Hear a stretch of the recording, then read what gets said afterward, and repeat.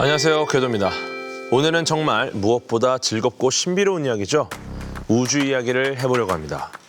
그중에서도 특히 여러분이 좋아하시는 블랙홀 얘기를 해볼 건데요. 이제 블랙홀이 우주에 뻥 하고 뚫려있는 까만 구멍이 아닌 건 많은 분들이 알고 계시죠?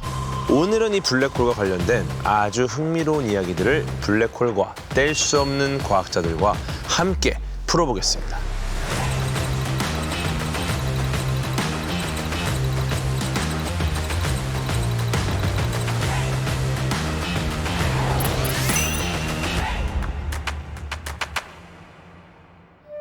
(2009년 6월 28일) 영국 런던의 케임브리지 대학에서 아주 신박한 파티가 하나 열립니다. 바로 미래를 살고 있는 시간 여행자들을 초청하는 파티였는데요.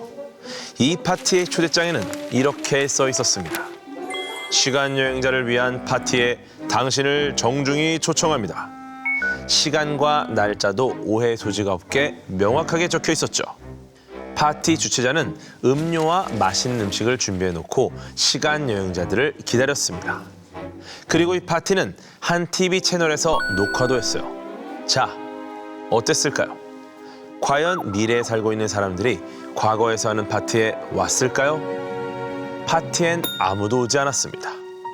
시간 여행자인 척하는 사기꾼 같은 사람조차도 오지 않았어요. 왜냐? 이 파티를 주최한 교수가 파티 당일까지 초대장을 공개하지 않았거든요. 즉, 파티 장소와 시간을 아무도 몰랐던 거예요. 이 교수는 파티 초대장을 파티가 끝난 이후에 공개합니다. 왜 그랬을까요?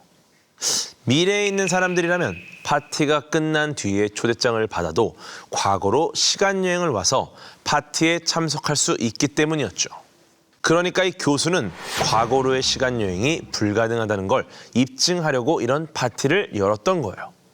물론 안 친한데 누가 파티에 가겠습니까? 하지만 어쨌든 이런 신박한 파티를 열어서 시간여행을 부정한 이 사람, 대체 누구였을까요? 바로 오늘의 주인공, 블랙홀과 우주 연구의 권위자, 스티븐 호킹입니다.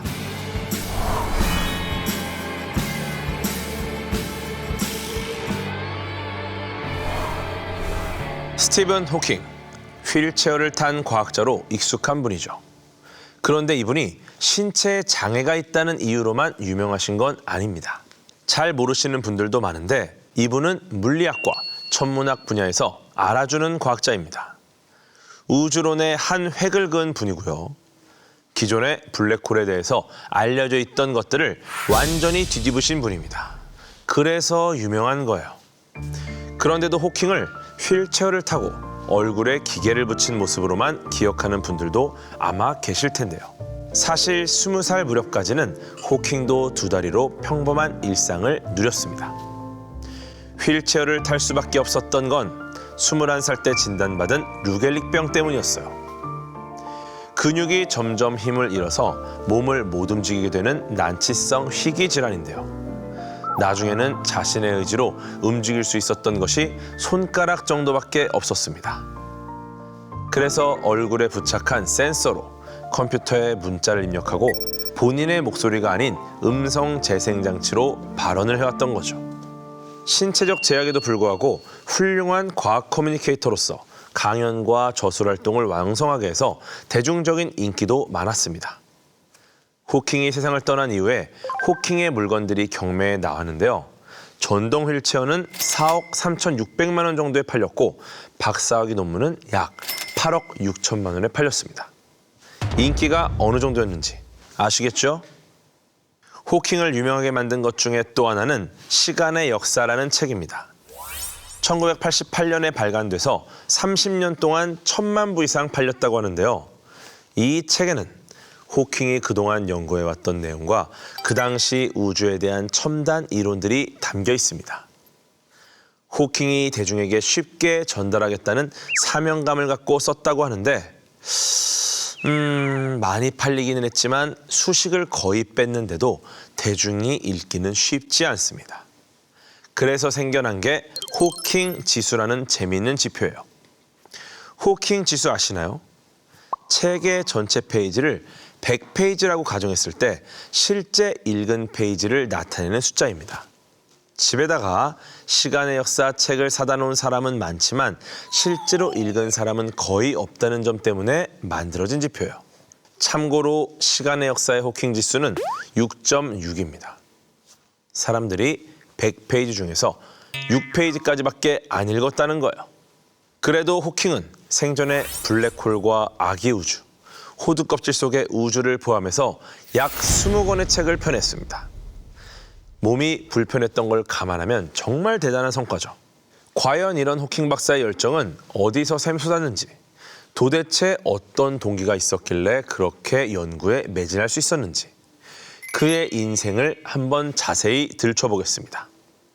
스티븐 호킹은 1942년 1월 8일 갈릴레오 갈릴레이가 사망한 지 딱 300년이 되던 날 태어났습니다.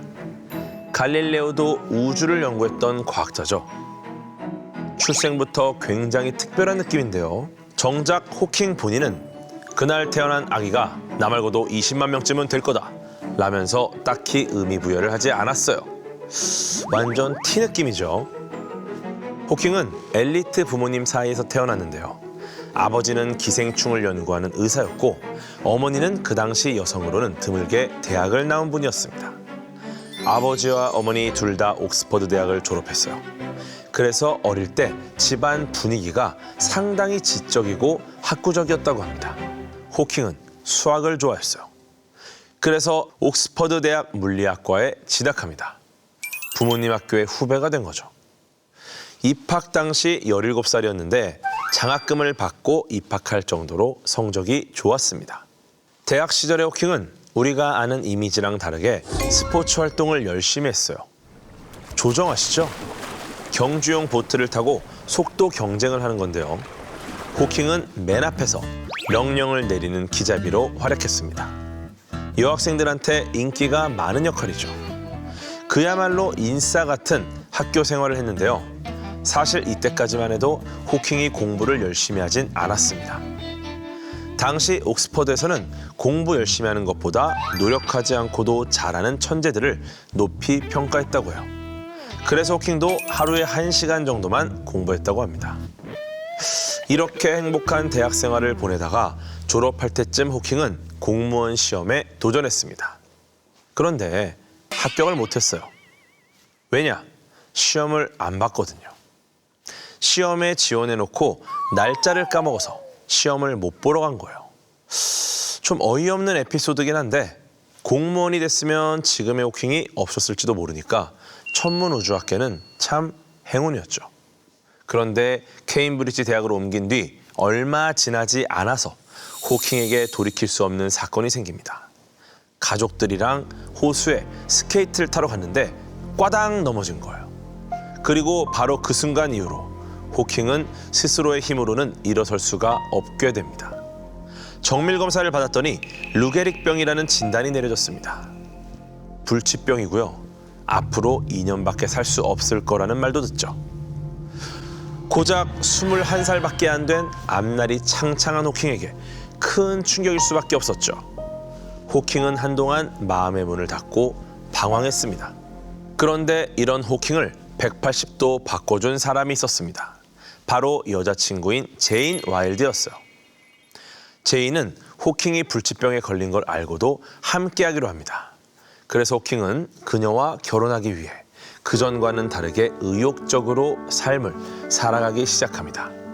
직장을 구해서 케임브리지 대학의 연구원이 됐고요. 결국 1965년 제인과 결혼에 성공합니다. 그 후로 제인과 새 아이를 낳고 한동안 행복한 결혼 생활을 했죠. 두 사람의 러브 스토리는 사랑에 대한 모든 것이라는 영화에 자세히 나옵니다. 어쨌든 사랑의 힘으로 호킹은 그에게 남아있다고 했던 2년이 지나도 사망하지 않았고 그 후로 50년을 살았습니다. 하지만 병이 진행되면서 종이나 연필 같은 것도 사용할 수 없었기 때문에 오직 생각하는 힘만으로 머릿속에서 우주론을 만들어 나갔죠.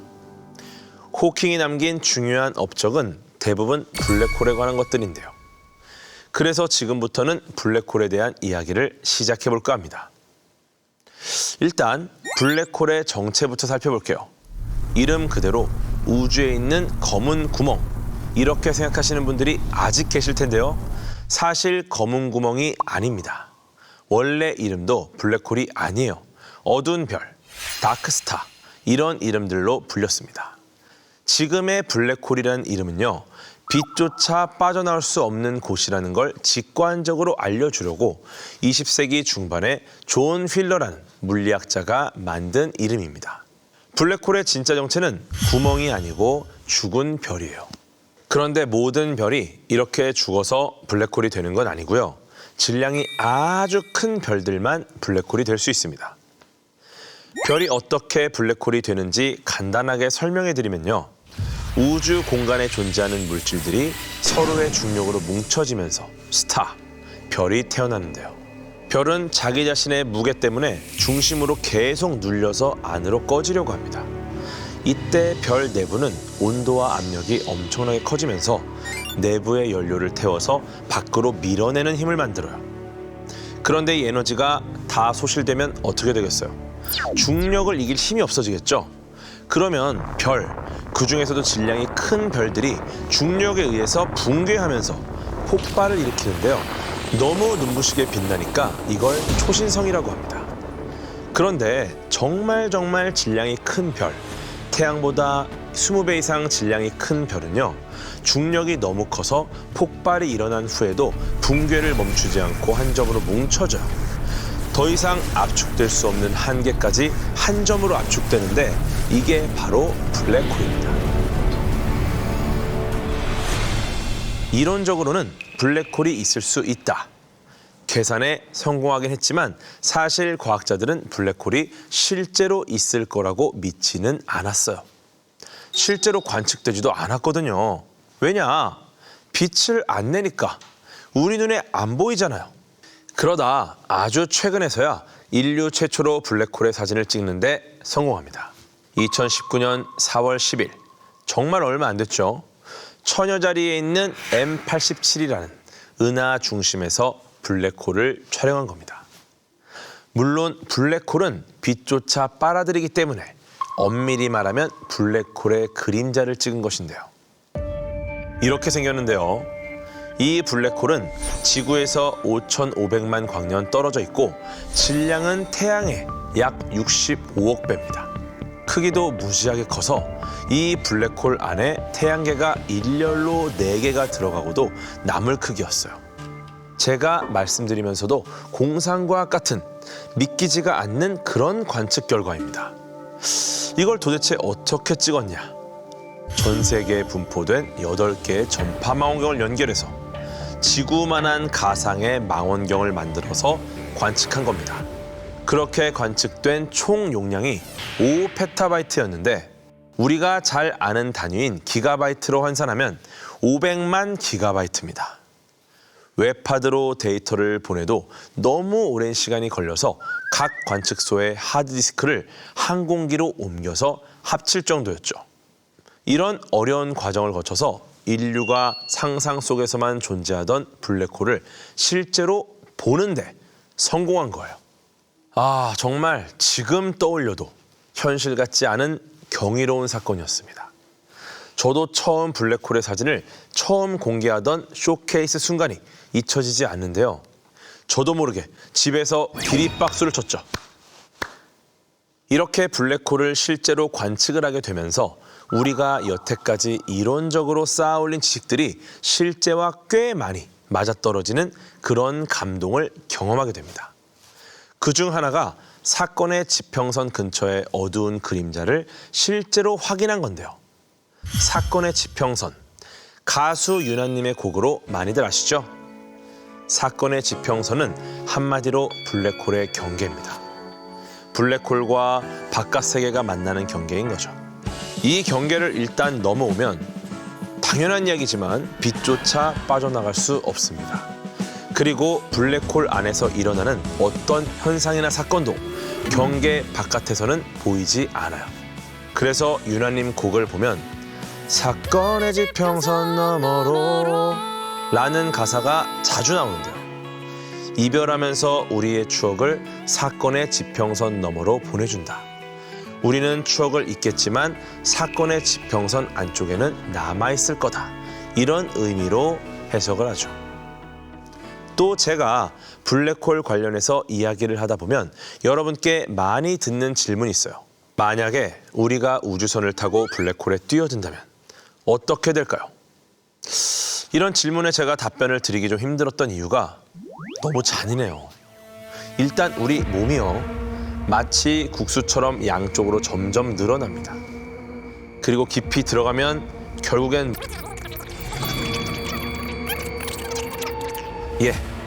홀어물이 되죠. 블랙홀의 중심으로 갈수록 중력에 당기는 힘이 강하게 작용해서 그렇게 되는 거예요. 크기가 작은 블랙홀에 뛰어들수록 더 빨리 찢어질 겁니다. 그러니까 미래 우주 여행을 하게 된다면요, 블랙홀은 잘 피해서 지나가는 게 좋겠습니다. 물론 만나기도 쉽지 않아요. 자, 이제 블랙홀에 대해서 대략의 설명은 드린 것 같은데요. 이제 다시 스티븐 호킹으로 돌아오겠습니다. 호킹이 블랙홀을 포함해서 우주 연구의 대가라고 말씀드렸죠. 호킹은 케임브리지 대학에서 박사 학위를 받기 전부터 유명했습니다. 1966년에 저명한 물리학자였던 프레드 호일을 정면으로 반박하는 연구를 내놨거든요. 프레드 호일, 빅뱅이라는 말을 어쩌다 보니 만든 분이죠. 대체 호킹이 뭘 반박을 했냐? 1960년대 초반에는 우주론의 관심사가 우주의 시작이 있느냐였어요. 여기에 정상 우주론과 빅뱅 이론이라는 두 가지 이론이 대립하고 있었습니다. 정상 우주론은 우주가 시작점이 없이 예나 지금이나 항상 같은 모습 그대로 있었다는 주장입니다. 이게 프레드 호일이 주장한 이론인데 그때까지만 해도 이 이론이 주류였어요. 반대로 빅뱅 이론은 우주엔 시작점이 있다. 뜨겁고 밀도가 높은 하나의 점이 폭발하면서 우주가 만들어진 거다. 빅뱅, 큰 펑, 이런 이론입니다. 이게 지금 우리가 알고 있는 우주의 탄생 이론이죠. 자, 호킹은 어떻게 생각했을까요? 우주는 어느 한 점에서 시작했을 거라는 빅뱅 이론을 지지했습니다. 왜냐? 그때 호킹은 로저 펜로즈라는 수리물리학자랑 친했는데요. 펜로즈가 증명한 특이점 정리를 보고 우주의 시작점에 대한 힌트를 얻었거든요. 특이점은 엄청난 중력을 가지고 있어서 시공간을 포함한 모든 것이 사라지는 우주 공간의 한 점을 말합니다. 펜로즈는 별들 중에는 자신의 중력으로 인해서 급격히 작아지다가 결국 사라지는 것들이 있는데 이 사이에 형성된 특이점이 블랙홀이 된다는 걸 증명했어요. 호킹은 펜로즈의 연구를 보고 블랙홀에 특이점이 있다면 우주도 특이점으로부터 시작되지 않았을까라는 생각을 합니다. 우주는 계속 팽창하고 있는데요. 시간을 되돌리면 우주도 점점 작아질 거라는 거죠. 우주가 점점 수축하고 수축하다가 결국 단 하나의 점으로 모일 것이다. 이런 생각을 한 거예요. 호킹은 이걸 펜로즈랑 같이 계산해서 1970년 호킹-펜로즈 특이점 정리를 발표합니다. 이렇게 호킹은 우주의 시작점이 있다는 빅뱅 이론의 강력한 근거를 만들어내면서 프레드 호일의 정상 우주론을 제대로 반박합니다. 우주의 탄생을 설명하는 빅뱅 이론에 호킹이 크게 기여한 거죠. 특이점 정리로 유명세를 얻은 호킹은 이제 본격적으로 블랙홀을 연구하게 됩니다. 그리고 1974년에 호킹을 스타로 만든 대단한 업적을 내놓는데요. 바로 호킹 복사입니다. 많이들 아시다시피 블랙홀은 빛을 포함해서 주변의 모든 물질을 빨아들입니다. 블랙홀에 한번 들어간 물질은 절대 빠져나올 수 없다고 알고 있었어요. 그런데 호킹이 이걸 뒤집는 연구를 내놓습니다. 블랙홀에서도 빠져나오는 게 있다. 블랙홀 밖으로 입자와 에너지가 방출된다라고 한 거예요. 이런 현상을 호킹의 이름을 따서 호킹 복사라고 합니다. 복사는 난로가 열을 내보내는 현상처럼 빛이나 열이 나오는 걸 말해요. 그래서 호킹은 우리가 아는 것처럼 블랙홀이 완전히 검지는 않다고 주장합니다. 빛이 조금씩 방출되고 있는 것처럼 보이기 때문이죠. 그럼 호킹 복사는 왜 일어나는 걸까요? 이게 쉬운 내용은 아니라서 진짜로 아주 간략하게만 말씀드리면요. 양자역학에 의하면요. 입자와 반입자라는 쌍이 계속 생겼다 사라졌다 하는데요. 이게 블랙홀 가까이에서 생겼을 때 하나가 블랙홀에 빨려 들어가면 나머진 짝을 잃어버리고 블랙홀 밖으로 날아간다는 거예요. 그렇게 밖으로 방출된 입자가 호킹 복사가 되는 겁니다. 이게 왜 과학계에서 충격을 불러왔냐? 그전까지 블랙홀은 계속 물질을 빨아들이기만 하기 때문에 질량이 점점 더 늘어난다고 알려져 있었어요. 모든 것을 집어삼키고 뱉는 건 하나도 없는 거야. 그런데 호킹은 블랙홀에서 입자가 계속해서 방출될 수 있기 때문에 블랙홀은 필연적으로 점점 작아지게 된다. 그래서 언젠가는 사라질 수 있다라는 아이디어를 제시한 거예요. 그래서 호킹 복사를 블랙홀 증발 이론이라고 부르기도 합니다. 하나 알아두셔야 할 것은 블랙홀이 정말 증발하는지는 아직까지 관측되지 않았다는 겁니다. 호킹 복사를 통해서 블랙홀의 질량이 줄어들려면 우리가 아는 우주의 나이보다도 긴 시간이 필요하거든요. 호킹 복사는 어디까지나 이론적으로 그렇다는 것이죠. 어쨌든 기존의 블랙홀에 대해 알고 있던 것들을 뒤집은 호킹 복사는 호킹을 물리학계의 스타로 만들어줬는데요. 이게 정말 엄청난 아이디어인 이유가 뭐냐면 상상할 수 없을 만큼 거시적인 천체인 블랙홀에 눈에 보이지 않는 미시세계의 양자역학을 접목한 혁신적인 발상이었기 때문이에요. 호킹은 이 연구로 32살에 세계 최고의 과학학술 모임 영국 왕립학회의 최연소 회원으로 선출됩니다. 그 후로도 과학계의 커다란 상들을 휩쓸게 되죠. 그런데 말입니다. 호킹 복사는 큰 주목을 받은 동시에 커다란 논란을 가져왔습니다. 왜냐하면 호킹 복사가 양자역학의 중요한 원칙을 거스르기 때문이에요. 이게 무슨 소리냐? 양자역학에 따르면 정보 보존 법칙이라는 게 있는데요. 여기서 정보라는 건 어떤 입자의 특징에 대한 정보를 말합니다. 인간이 DNA라는 정보를 갖고 태어나듯이 입자도 자신에 대한 정보를 갖고 있어요. 정보 보존의 법칙에 따르면 입자가 가진 정보는 절대로 사라지지 않습니다. 서로 합쳐지고 분리되고 지지고 볶고해도 그 정보는 사라지지 않고 영원해요. 그래서 그때까지 과학자들은 모든 물질과 정보는 블랙홀 속에 존재하고 있을 거야. 사건의 지평선에 가려져서 보이지 않는 것뿐이야. 이렇게 믿고 있었어요. 그런데 호킹이 아주 충격적인 이야기를 합니다. 블랙홀에 들어간 정보들은 손실되고 사라진다.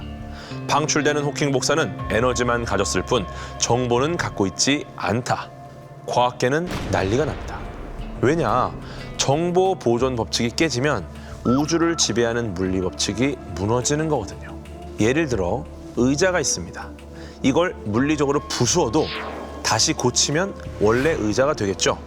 아니면 태워도 이 타고 남은 입자들을 잘 모아서 결국 원래 의자로 바꿀 수가 있습니다. 물론 입자 수준으로 배열을 다시 해야 하고 에너지가 많이 드는 굉장히 힘든 작업이겠지만 할 수는 있죠.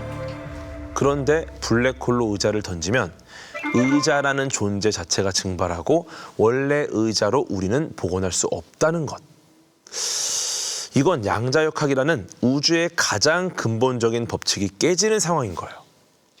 이론 전체가 무너지거나 수정되어야 한다는 말입니다. 여기서 생기는 딜레마를 블랙홀 인포메이션 패러독스, 블랙홀 정보 역설이라고 합니다. 그래서 레너드 서스킨드라는 미국의 이론 물리학자가 여기에 정면으로 반박했어요. 서스킨드와 호킹은 무려 20년 동안 격렬한 논쟁을 벌였는데요. 서스킨드의 주장은 블랙홀에 떨어진 정보가 블랙홀의 경계면인 사건의 지평선에 저장될 가능성이 있다는 거였습니다. 둘의 대결, 어떻게 끝났을까요? 결국 2004년에 호킹이 자신의 주장을 철회하고 논문을 수정합니다. 블랙홀에 들어간 정보가 뭉개진 형태로 다시 나올 수도 있다고 주장을 바꾼 거예요. 그리고 레너드 서스킨드는 2008년 이 논쟁을 담은 책 블랙홀 전쟁을 출간하기도 했습니다. 그 후로도 호킹은 2014년에 한 번 더 논문을 수정했는데요. 사실 블랙홀의 정보 역설은 지금 50년 가까이 아직도 답을 내리지 못했습니다. 호킹도 생전에 이 역설을 못 풀었고요. 그 뒤로 많은 과학자들이 매달렸지만 여러 가설만 나오고 명확한 해답은 나오지 않았습니다. 지금의 현대 물리학은 정보는 결국 보존될 것이라는 방향으로 가고 있긴 하지만 누군가 더 명확한 해석을 내놓는 사람이 있다면 노벨 물리학상을 받을 수 있지 않을까요? 이거 보시는 분 중에 누군가가 도전해 보시는 것도 좋겠다는 게 제 바람입니다. 호킹은 블랙홀 연구뿐만 아니라 타임머신이나 외계인, 인공지능 같이 대중들이 좋아하는 주제에 대해서도 의견을 많이 냈습니다. 먼저 타임머신, 시간여행에 대한 호킹의 입장은 제가 맨 처음에 살짝 소개를 해드렸죠. 호킹은 우리가 미래로 가는 건 어쩌면 가능할 수도 있지만 미래에서 과거로 오는 건 절대 불가능하다고 생각했어요. 하지만 과거로 가는 시간여행이 가능하다고 생각한 과학자들도 있습니다. 대표적인 분이 미국의 물리학자 킵손입니다. 킵손은 영화 인터스텔라의 자문을 맡았던 분인데요. 호킹이랑은 절친한 물리학자이기도 합니다. 킵손은 웜홀을 통해서 과거로 갈 수 있다고 주장했어요. 웜홀은 우주에 있는 가상의 통로입니다. 우주에 휘어진 3차원의 공간을 이어주고 있죠. 여기서 빛은 우주 공간을 따라 직선으로 달리지만 웜홀을 통하면 빛보다 빠르게 지름길로 여행할 수 있는 거죠. 순간이동하듯이 시공간의 두 지점 사이를 이동할 수 있는 거예요. 하지만 우주의 웜홀이 실제로 존재한다는 증거는 없습니다. 아직까진 이론에만 존재하는 개념이에요. 호킹은 여러 가지 근거를 들어서 과거로 시간여행이 불가능하다고 주장했는데요. 그중 재미있는 건 할아버지의 역설입니다. 호킹은 이렇게 이야기했어요. 만약 당신이 과거로 돌아가서 당신의 할아버지를 죽게 만든다고 칩시다. 할아버지가 당신의 아버지를 낳기 전에 죽게 만드는 거예요. 그러면 어떻게 될까요? 과연 당신이 현재 존재할 수 있을까요? 당신의 아버지가 태어나지도 않았는데 내가 과거로 가서 내 조상을 죽였다면 나는 존재해선 안 된다. 이게 바로 시간 여행이 가능할 때 생길 수 있는 논리적 모순이라는 거죠. 과학을 잘 몰라도 이해할 수 있는 논리죠. 호킹은 전 세계를 다니며 활발히 활동했는데요. 1985년에는 유럽 입자물리연구소인 셀은, 선이라고도 하죠. 이곳에 가기 위해 스위스에도 방문합니다. 그런데 여기서 아주 안타까운 일이 생깁니다. 호킹이 폐렴에 걸려버린 거예요.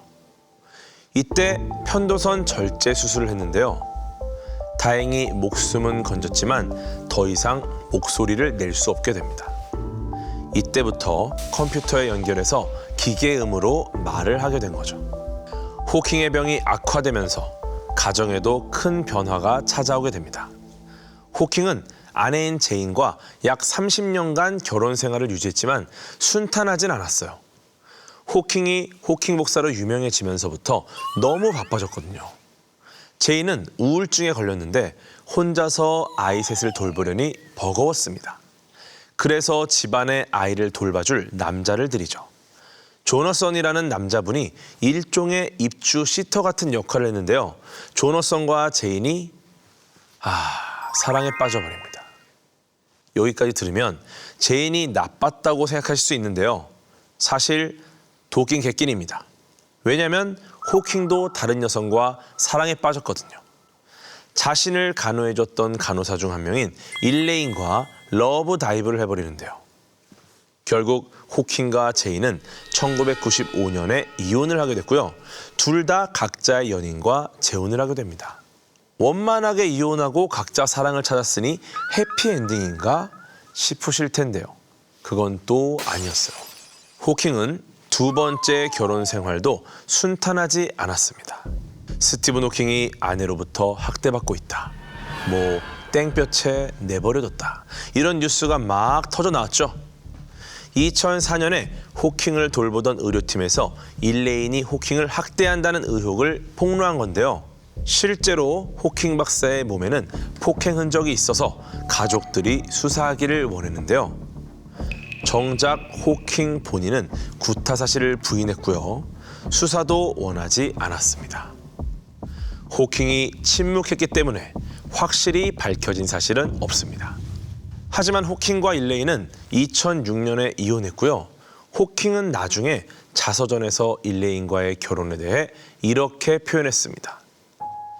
죽을 고비를 맞이했을 때 그녀가 나를 소생시키지 않았다면 나는 죽었을 것이다. 이 모든 위기들은 일레인에게 정서적으로 너무나 버거웠다.